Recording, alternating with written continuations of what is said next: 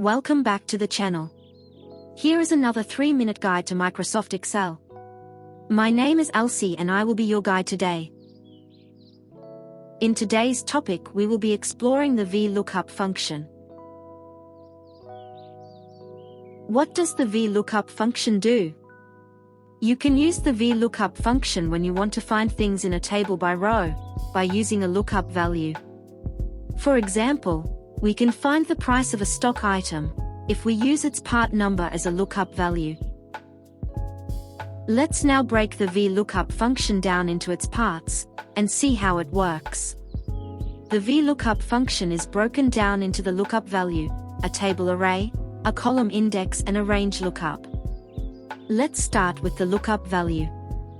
The lookup value can be a cell reference or manually entered into the formula.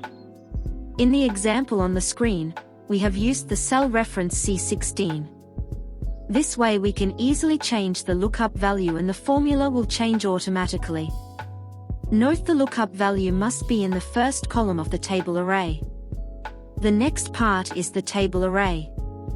By selecting cells C5 to E14 we create a table array, setting the boundaries the formula will look in.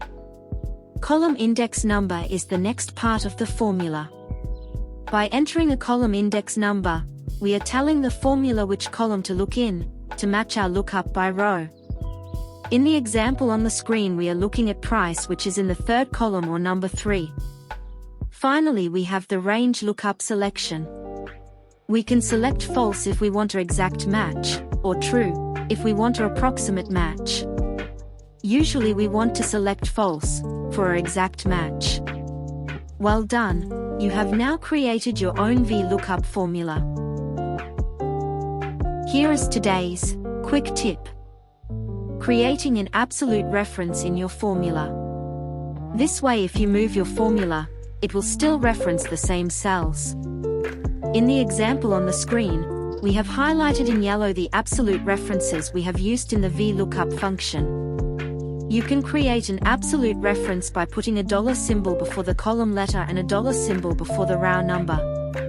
We will cover referencing in more detail in our upcoming video. If you found this video helpful, please like, subscribe and click the bell for more useful videos. Thanks for watching. As usual, take care and see you in the next video.